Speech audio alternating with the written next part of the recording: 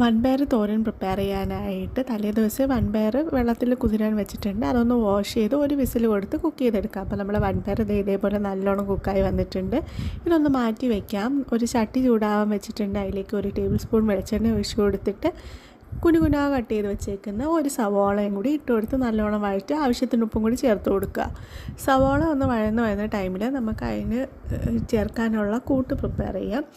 അപ്പോൾ അതിനായിട്ട് 4 table spoon തേങ്ങ, കുറച്ച് കറിവേപ്പില, വെളുത്തുള്ളി, ചെറിയ ഉള്ളി, ജീരകം, മഞ്ഞൾപ്പൊടി, മുളക് പൊടി ഇതെല്ലാം കൂടി ഒന്ന് ചെറുതായിട്ട് ചതച്ചെടുക്കാം. ചതച്ചെടുത്തതിന് ശേഷം ഈ വഴറ്റുന്ന ഉള്ളിലേക്ക് ഇട്ട് കൊടുക്കുക. വഴറ്റുക. നമ്മൾ കുക്ക് ചെയ്ത് വെച്ചേക്കുന്ന വൻപയറും കൂടി ഇട്ട് കൊടുക്കുക. നല്ലോണം ഇളക്കുക. നമ്മുടെ അടിപൊളി വൻപയർ തോരൻ ഇവിടെ റെഡി ആയിട്ടുണ്ട്. ഇത് മസാലയും എല്ലാം കൂടി ഇട്ടതിന് ശേഷം ഒരു 10 മിനിറ്റ്സ് കൂടി കുക്ക് ചെയ്യുക കേട്ടോ. നല്ലോണം വെള്ളം തോരുന്ന വരെ കുക്ക് ചെയ്യുക.